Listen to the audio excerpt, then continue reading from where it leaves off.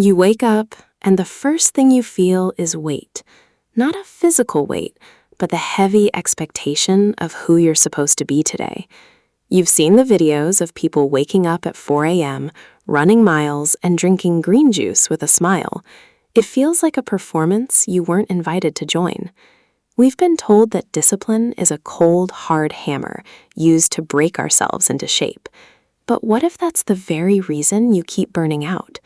You aren't failing because you're weak. You're failing because you're fighting a war against your own nature. Look around your room. It's often a reflection of your internal state right now. The half-finished books, the dusty gym bag in the corner, the laptop screen still glowing from last night's doom scrolling. A young man with messy dark hair, stubble, wearing a gray hoodie, sits on the edge of his bed, head in hands. He's not lazy. He's just exhausted from trying to force a version of himself that doesn't exist yet. This is where the truth begins, in the quiet, messy reality of a Tuesday morning. We think discipline is about more effort, more sweat, more pain. We often mistake motivation for discipline, and that is our first mistake. Motivation is a feeling, like a summer breeze that feels great while it lasts, but disappears the moment the clouds roll in. You wait for the spark to hit you before you start that project or go for that run. But relying on a feeling to change your life is like building a house on sand. You cannot build a legacy on something as fickle as a mood. Real discipline isn't a feeling at all. It's the quiet commitment to the mundane when the spark is long gone. The conflict starts when you try to use willpower as a primary fuel source. Willpower is a battery, and every decision you make drains it, from choosing your breakfast to resisting the urge to check your phone. By the time you get to the hard work in the evening, your battery is blinking red. You call yourself undisciplined, but you're actually just depleted. You're trying to run a marathon on a tank that's been empty since noon. This cycle of effort and exhaustion creates a deep-seated resentment toward your own goals. Think about the guilt you feel when you miss a day. That guilt isn't a motivator, it's an anchor that keeps you stuck in the past. You spend so much energy beating yourself up for yesterday that you have nothing left for today. The young man with messy, dark hair, stubble, wearing a gray hoodie, stares at a running app on his phone, seeing a string of missed days. He feels like a failure, and that feeling makes him want to hide further. This is the shame cycle that the internet's hustle culture rarely talks about. The breaking point usually comes when you realize that trying harder isn't working. You've bought the planners, you've watched the speeches, and you've set the alarms. Yet here you are, in the same spot you were 6 months ago. It feels like there is a wall between who you are and who you want to be. You start to believe that maybe you just weren't born with the discipline gene. But discipline isn't an inheritance, it's a design. It's not about changing who you are, but changing the environment you live in. Here is the climax of the truth. Discipline is not self-punishment, it is self-love. When you are disciplined, you are telling your future self, I care about you enough to do the hard work now so you don't have to suffer later. It's a shift from I have to I choose to. Our young Dan with messy dark hair, stubble, wearing a gray hoodie, looks out at a sunrise from a balcony. He isn't frowning, he's breathing deeply. He stopped trying to fight himself and started trying to help himself. The secret isn't intensity, it's consistency through systems. If you have to think about being disciplined, you've already lost half the battle. The goal is to make the right choice the easiest choice. You don't find a time, you create a space where the task happens automatically. It's like a river carving through stone, not because of its power, but because of its persistence.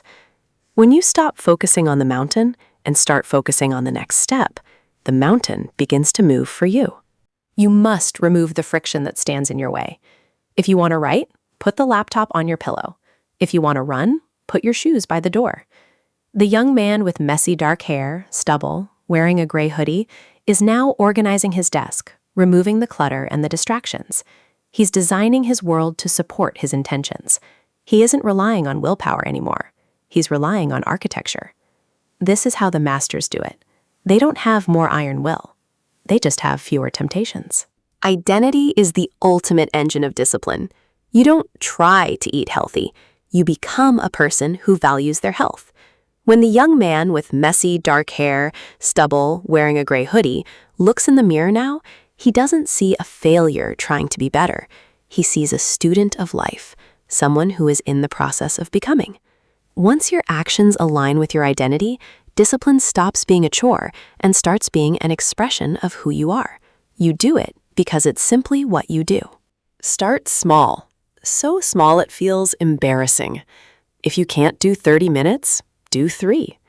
The victory isn't in the duration, it's in the showing up. Every time you show up, you are casting a vote for the person you want to become. These small wins accumulate like compound interest, building a foundation that nothing can shake. Our young man with messy dark hair, stubble, wearing a gray hoodie, is now writing in a journal, focused and calm. He isn't writing a novel yet. He's just writing one page.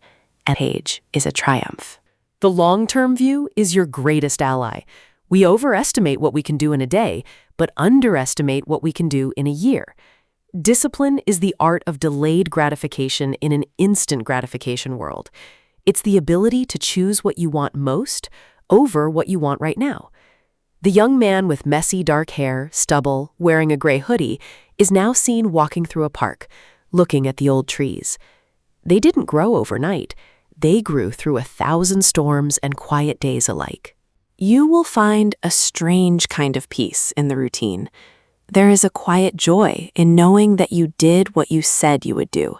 It builds a level of self-trust that no amount of money or praise can buy. When you trust yourself, the world stops being a scary place full of obstacles and starts being a playground of opportunities. The young man with messy dark hair, stubble, wearing a gray hoodie, closes his laptop at the end of a productive day, feeling a sense of genuine completion. He is no longer fighting a war. He's found his rhythm. So forget everything you were told about discipline being a punishment. It is the bridge between your goals and your accomplishments. It is the freedom from the tyranny of your own moods. You have the power to redesign your life, one small system at a time. Don't wait for the perfect moment or the perfect feeling. Just start where you are, with what you have. You owe it to the person you are becoming to take that first, tiny, disciplined step today. The journey isn't about being perfect. It's about being present. If this perspective changed the way you think about your habits, then you're already on the right path. True growth happens in the community of those who strive. Subscribe to join us on this journey of mastering the mind and building a life of purpose. Like this video if you're ready to stop forcing and start flowing, and comment below with the one small habit you're starting tomorrow. Let's build something real together. I'll see you in the next one. Like and subscribe. Nori's Level Up.